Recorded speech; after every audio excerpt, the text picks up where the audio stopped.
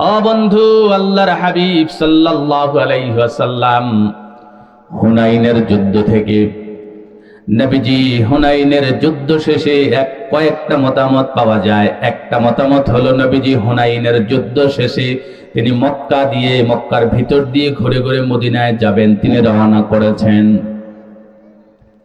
আরেকটা মতামত হলো আল্লাহর হাবিব সাল্লাল্লাহু আলাইহি সাল্লাম মক্কায় ঢোকার জন্য রওনা করেছেন, তিনি মক্কায় ঢুকবেন, মক্কায় ঢুকে তিনি উমরা কাজা করবেন। চিন্তা করে নবীজি গিয়েছেন, কিন্তু কাফেররা ঢুকতে দেয় নাই। আরেকটা মতামত হলো আমার ভাইয়ারা, আল্লাহর হাবিব সাল্লাল্লাহু আলাইহি সাল্লাম কিছু সাহাবী সহ তিনি যাওয়ার সময় হঠাৎ করে ক্লান্ত হয়ে গেছেন, রাত্র হয়ে গেছে। নবীজি যাওয়ার সময় হঠাৎ করে যখন বিকাল রাত্র হয়ে গেছে, নবী রাত্রি যাপন করার জন্য নবীজি একটা তাঁবু গেড়েছেন। আল্লাহু আকবার। আমার ভাইয়েরা, নবীজি তাঁবু গেড়েছেন। নবীজি তাঁবুটা গাড়ার পরে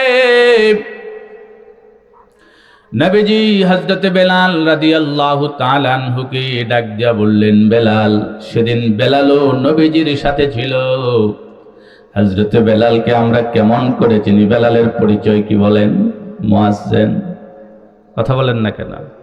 হযরত বেলাল, হাবশী বেলাল, কালো বেলাল, নবীজির একেবারে সরাসরি, একেবারে সোজা কথা হচ্ছে তিনি নবীজির একজন মুয়াজ্জিন ছিলেন। কথা বলেন ঠিক কিনা? আমার ভাইয়ারা, মুয়াজ্জিন বেলাল রাদিয়াল্লাহু তাআলা আনহু আল্লাহ রাব্বুল আলামিন তাকে এত মর্যাদা দিয়েছিলেন, এত ইজ্জত দিয়েছিলেন। আল্লাহর হাবিব সাল্লাল্লাহু আলাইহি ওয়াসাল্লামের খুশিত মুয়াজ্জিন বেলাল। মুয়াজ্জিন বেলাল বলে যেদিন বেলালকে আল্লাহর নবীজি ডাক দিতেন, বেলাল খুশিতে বাকবাক হয়ে তিনি হেসে দিতেন। বলেন সুবহানাল্লাহ। হযরত বেলাল রাদিয়াল্লাহু তাআলা আনহুকে আযান দিতে বললেন। বেলাল রাদিয়াল্লাহু তাআলা আনহু এবার আযান দেওয়া শুরু করলেন। আল্লাহু আকবার, আল্লাহু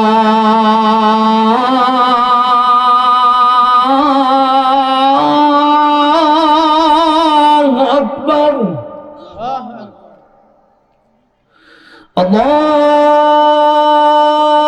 আল্লাহু আকবার, আল্লাহু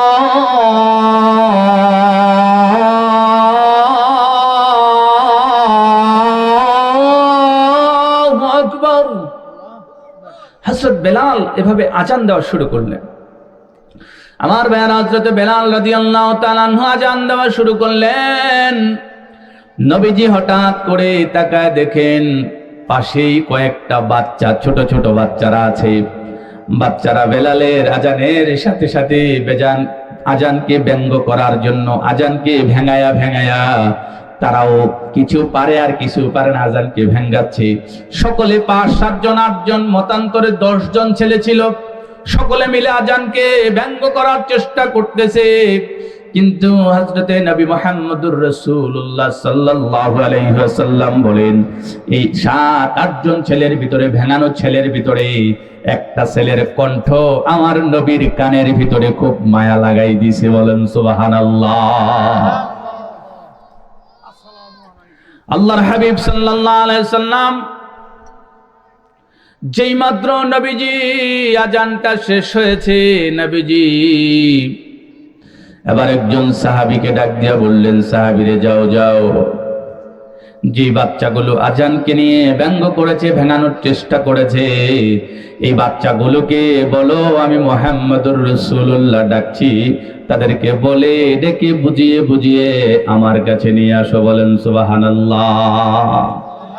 বাচ্চাদের যেই স্বভাব, যখন কেউ মুরব্বি ডাক দেয় তখন সব দৌড়ে পালায়। কথা বলেন ঠিক কিনা? বাচ্চাদের যেই স্বভাব সেই কাজ। সব বাচ্চারা দৌড়ে পালানো শুরু করছে। একটা বাচ্চা ঘাটটা মোড়া করে এমনি ঘেরে রয়েছে। তার বয়স 12 বছর, 11 বছর অথবা 12 বছর।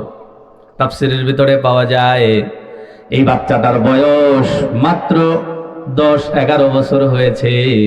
এই বাচ্চাটা গাটটা মোড়া করে খাড়াই রয়েছে। আল্লাহর হাবিবের সাহাবী গিয়ে বলছে, বাবা একটু আসো। কোথায় যাব? কই আমার নবী তোমাকে ডেকেছে, আল্লাহর হাবিব তোমাকে ডেকেছে, চলো চলো। আল্লাহর নবীজি আবার তাকে নেওয়ার পরে বললেন যে তুমি এতক্ষণ পর্যন্ত আজানকে তো অনেক ভেঙাভেঙি করেছো বাবা, একটা কাজ করো, তুমি আবার একটু আজানটা দেওয়ার চেষ্টা করো, তুমি একটু আজানটা আমাকে শোনাও। যখন এই কথা বলেছে, কয় ইয়া রাসূলুল্লাহ, আমি তো আজান পারি না, এতক্ষণ পর্যন্ত মুয়াজ্জিন আজান দিছে, তার লগে লগে কইছি ভেঙ্গাইছি, আমি পারি না আজান দেব কোত্থেকে, আমি আজান পারি না, দিতাম। এই কথা বলার পরে আল্লাহর হাবিব সাল্লাল্লাহু আলাইহি সাল্লাম বললেন, বাবা চিন্তা করো না, আমি তোমাকে আজান শিখায় দিব। সুবহানাল্লাহ বলবেন না? আর একটু জোরে করুন না সুবহানাল্লাহ। এই ছেলে কি মুসলমান? কথা কর না কেন? এখনো তো সে মুসলমান হয় নাই। বাচ্চাটাকে আল্লাহর হাবিব সাল্লাল্লাহু আলাইহি ওয়াসাল্লাম ডাক দিলেন, আসো আসো তোমাকে আজানটা শিখাই। আল্লাহর নবীজি আবার বললেন, বলো আল্লাহু আকবার। যখন বললেন বলো আল্লাহু আকবার, ছেলে কয়ে পারি না। আল্লাহর নবীজির সাথে একটু ঢং করতেছে, তখনও পর্যন্ত তার ভিতরে হেদায়াত ঢুকে নাই। আল্লাহর নবীজি বললেন, গোলাম তুমি বলবা তো বলবা, অবশ্যই বলবা। এই কথা বলে মাথার উপরে এইভাবে হাতটা রাখছে, রাখার পরে আল্লাহর হাবিব সাল্লাল্লাহু আলাইহি সাল্লাম বলে, গোলাম তার নাম হলো আবু মাহজুরা। আবু মাহজুরাকে ডাক দেয়া কয়, আবু মাহজুরা বলো বলো আজানের শব্দগুলো তুমি রাসূলের সাথে বলো। বলে আল্লাহর নবীজি টান দিয়েছেন, আল্লাহু আকবার আল্লাহু আকবার।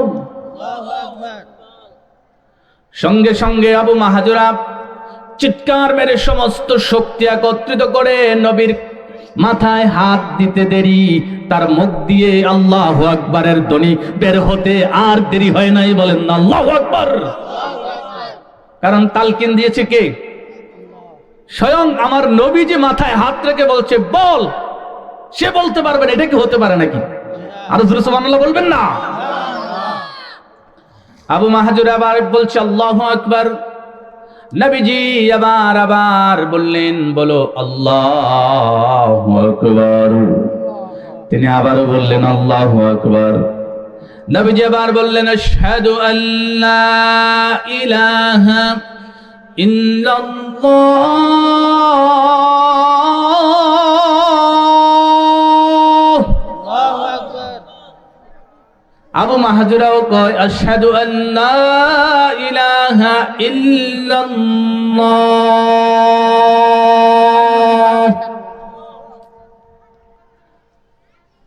এবার যখন আশহাদু আল্লা ইলাহা ইল্লাল্লাহ, এই ছেলে আবার সাক্ষী দিয়েছে আজানের কালেমার ভিতরে, বলছে আশহাদু, আমি সাক্ষী দিচ্ছি লা ইলাহা ইল্লাল্লাহ, আল্লাহ ছাড়া কোনো মাবুদ নাই। কইছেনি?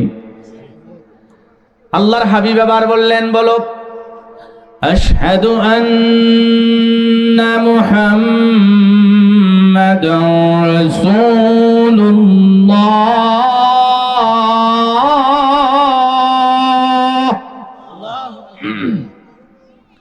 এবার ওই বাচ্চা, ছোট্ট বাচ্চা বলে আশহাদু আন্না মুহাম্মাদুর রাসূলুল্লাহ। এবার তিনি নবীর উপরও ঈমান আনছে না আনছে না? কথা বলেন। আমার ভাইয়ের, আল্লাহর হাবিব সাল্লাল্লাহু আলাইহি সাল্লাম বললেন, মাহজুরা রে,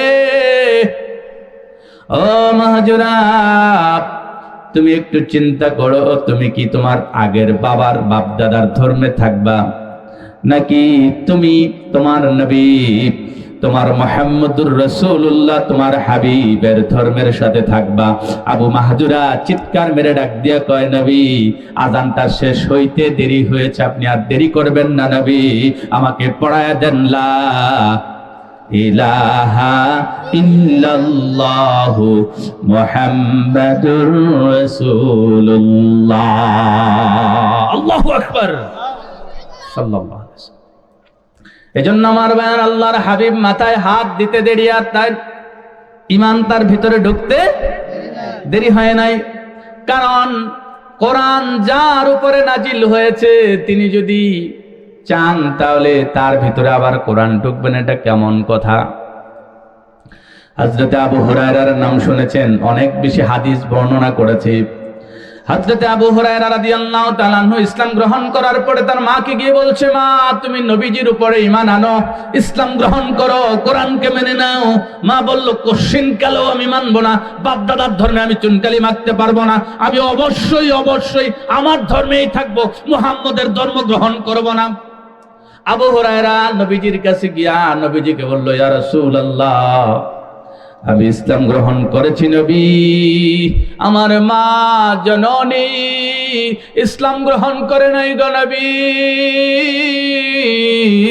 কিয়ামতের ময়দানে মা জাহান্নামে চলে যাবে আর আমি ছেলে জান্নাতে যাব আপনার সাথে। নবী আমার তো কলিজা মানে না, নবী আপনার কাছে একটু আরজ করলাম, নবী আপনি আমার মায়ের জন্য একটু দোয়া করেন, যাতে করে আমার মাটা ইসলামের সুশীতল ছায়া তলে চলে আসে। বলেন না আল্লাহু আকবার। নবীজি সঙ্গে সঙ্গে আল্লাহর কাছে হাত তুলে বলেছেন, যাতে করে আল্লাহ তার মাকে হেদায়েত দেয়। আবু হুরায়রা কয়, আমি বাড়ির দিকে, নবীজি দোয়া শুরু করেছে, আমি বাড়ির দিকে দৌড় দিয়েছি, চাইতে চাইলাম, দেখতে চাইলাম আমার নবীর দোয়া আগে আল্লাহর দরবারে পৌঁছে নাকি আমি নবীর দরবার থেকে দৌড় দিয়ে আমার মার কাছে যাই। আবু হুরায়রা বাড়ি থেকে ডাক দিছে, আম্মা তুমি কোথায়? সন্তানকে ডাক দিয়া বলে, সন্তান তুমি বাহিরে থাকো। সন্তান আবার আবু হুরায়রা ভিতর থেকে বাহির থেকে দিয়ে যা, আসসালামু আলাইকুম ইয়া উম্মি, ও আমার মা, দরজাটা খোলো। মা ভিতর থেকে ডাক দিয়া বলে, সন্তান একটু দাঁড়াও, আমি একটু কাপড় চোপড়টা সবটা ঠিক করে আসি। সন্তান তোমার সামনে যেতে হলেও আমাকে কাপড় চোপড় সবকিছু ঠিকঠাক করেই যেতে হবে, নচেৎ তুমি সন্তান হলেও তোমার সামনে আমি যেতে পারবো না। বলেন আল্লাহু আকবার। হযরত আবু হুরায়রা চিৎকার দিয়ে আল্লাহকে ডাক দিয়া, আল্লাহ তুমি কত মহান, তুমি কত বড় মালিক। আল্লাহ, আল্লাহ গো, আমি নবীর দরবার থেকে দৌড়াইয়া বাড়ি আসার আগে তুমি আমার মাকে আমার নবীর দোয়ায় হেদায়াত দিয়ে কালেমাওয়ালা বানায়া দিয়েছো। আল্লাহু আকবার। এজন্য আমার বায়ানা, আল্লাহর হাবিব সাল্লাল্লাহু আলাইহি সাল্লাম আবু বকর এবং আবু জাহেল দুইজনের ব্যাপারে আল্লাহর কাছে দোয়া করলেন, ও আল্লাহ তাদের দুইটার থেকে একটার ইসলামের জন্য কবুল করো।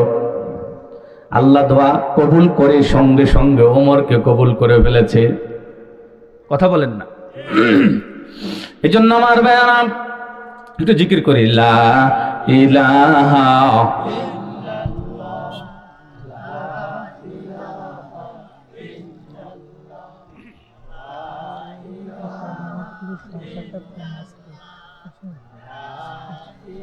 সাতটা পর্যন্ত না, 7:05।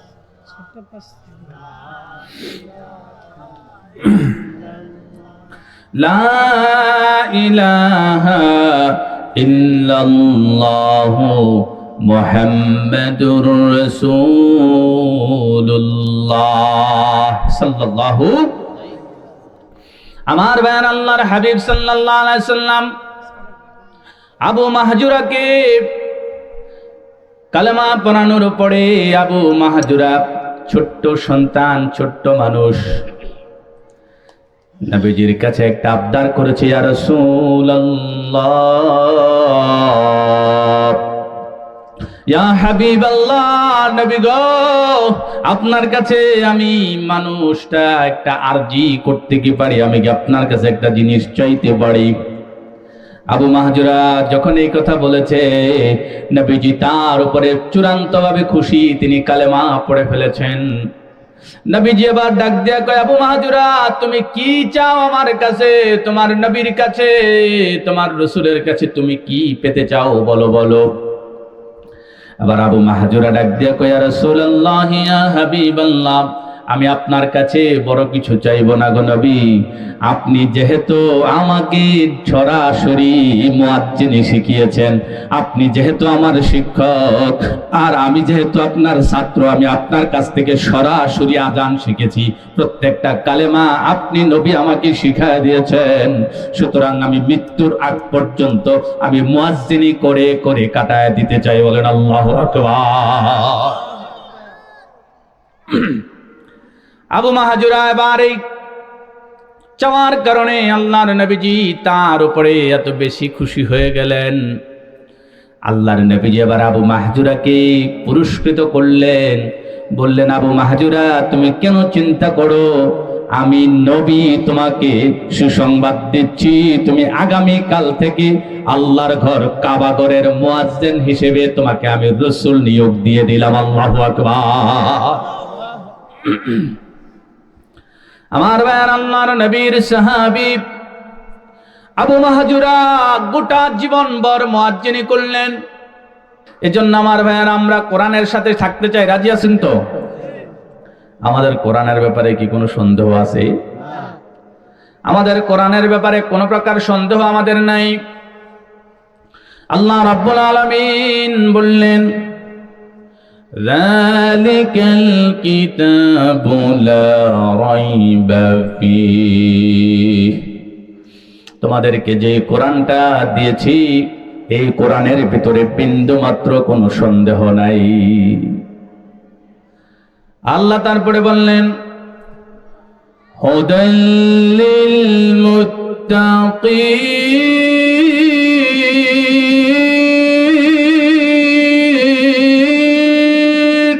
আল্লাহু আকবার।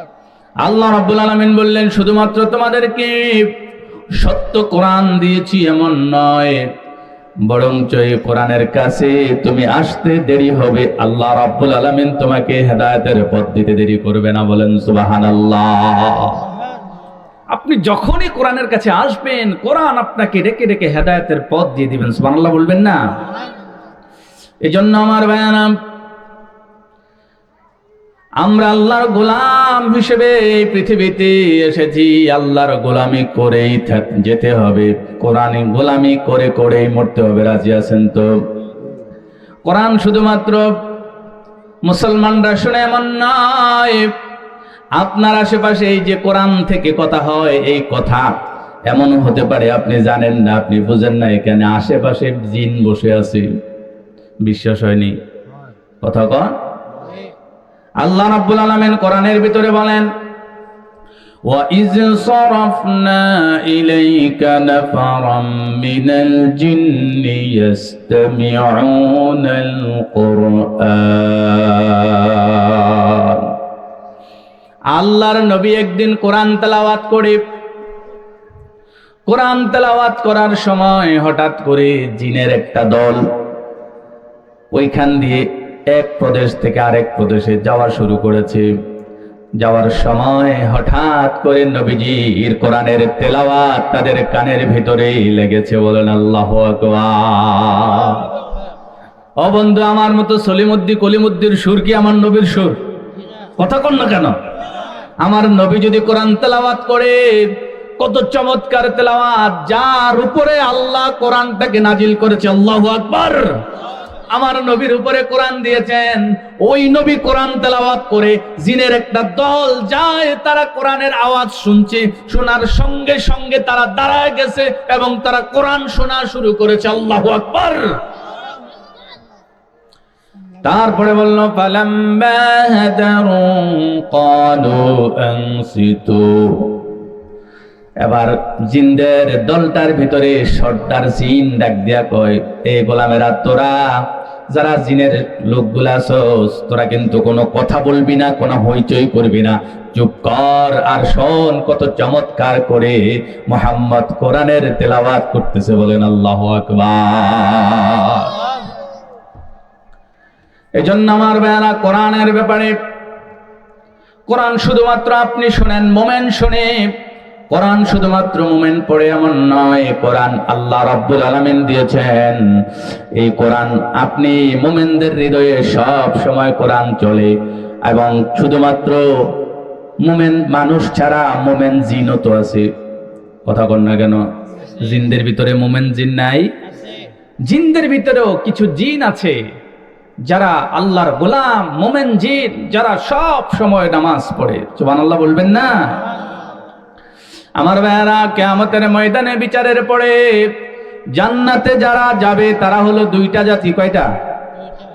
একটা জাতি হলো মানুষ, আর একটা জাতি কারা? জোরে কোন? জিন জাতীয় যাবে। কারণ আল্লাহ নিজেই বলেছেন, খালাকাতুল জিন্না ওয়াল ইনসা ইল্লা লিয়াবুদুন।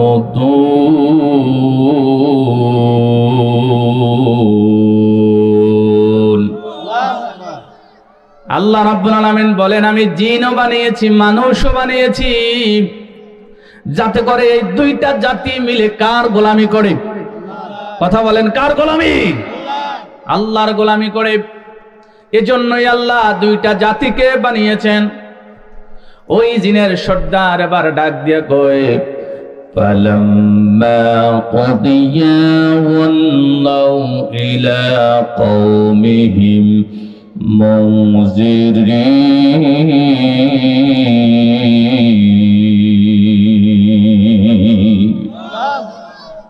জিনের সর্দার এবার ডাক দিয়া কয়, ও জিনেরা, তোমরা যারা আমার সাথে ছিলাছ, তোমাদের ব্যাপারে একটা মেসেজ দিয়ে দিই। জিনেরা, তোমরা জেনে রাখো, আমি যেই মাত্র মুহাম্মদের কোরআন শুনেছি, আমি কিন্তু একটু আগেও মুসলমান ছিলাম না, আমি এই মাত্র মুসলমানের কোরআনের উপরে ঈমান এনেছি, নবী মুহাম্মদের উপরে ঈমান এনেছি। আমি আমার রব আল্লাহর উপরে ঈমান এনে মুসলমান হয়ে আমি ভীতি প্রদর্শনকারী হিসেবে আমি আমার কওমের কাছে ফিরে গিয়েছি। বলেন আল্লাহু আকবার।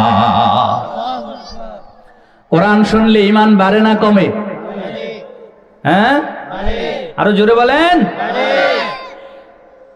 আমার ভাইয়ারা, কোরআন যদি কেউ শোনে, কোরআন যদি কেউ পড়ে, কোরআন যদি কেউ ধরে, কোরআনের সাথে যদি সম্পর্ক করে, কোরআনওয়ালাদের সাথে যদি সম্পর্ক করে, আল্লাহর কসম করে বলি, আল্লাহ রাব্বুল আলামিন আপনার সাথে সম্পর্ক, আপনার ঈমানের সম্পর্ক, আপনার ঈমানের তারাক্কি, আপনার আমলের দৌরাত্ম্য, আপনার আমলের ভারিত্ব আল্লাহ রাব্বুল আলামিন অনেক অনেক গুণে বাড়িয়ে দেয়। বলেন সুবহানাল্লাহ। আল্লাহ রাব্বুল আলামিন বললেন, গোলাম, তোমরা যদি কোরআনের সাথে সম্পর্ক করতে পারো, তোমরা যদি কোরআন মানতে পারো, তোমরা যদি কোরআনকে ভালোবাসতে পারো, তোমরা যদি কোরআনের সাথে সম্পর্ক লাগাতে পারো, এই কোরআনটা কিয়ামতের দিন তোমার পক্ষে আল্লাহ রাব্বুল আলামিনের সামনে হাসরের ময়দানে তোমার আর আমার জন্য, আপনার আর আমার জন্য উকিল হিসেবে আল্লাহর কাছে সুপারিশ করবে। আল্লাহু আকবার। এই কোরআন সুপারিশ করবে, এই কোরআন আপনার পক্ষের উকিল হয়ে যাবে, এই কোরআনের জবান খুলে যাবে। খাসামাতু আন সাহিবিহা, এই কোরআন সেদিন আল্লাহ রাব্বুল আলামিনের সাথে কথা বলবেন আর বলবেন, আল্লাহ তোমার এই গোলামটা দুনিয়া থাকাকালীন কোরআনের সাথে ছিল, কোরআনকে ধরেছে, পড়েছে, বুকে লাগিয়েছে, এবং কোরআন দিয়ে যারা কথা বলেছে, কোরআন দিয়ে যারা রাষ্ট্র চালায়, কোরআন দিয়ে যারা সমাজ চালায়, কোরআনের সাথে কোরআনের মতে থাকার চেষ্টা করেছে, ও আল্লাহ, আমি কোরআন আজকে তার পক্ষে সুপারিশ করি, এই গোলামকে আল্লাহ তুমি মাফ করে দাও। বলেন আল্লাহু আকবার। এজন্য আমার ভাইয়ারা, আল্লাহ রাব্বুল আলামিন আছে না নাই? কথা বলেন। আল্লাহ আমাদের কি দেখে, কি দেখে না?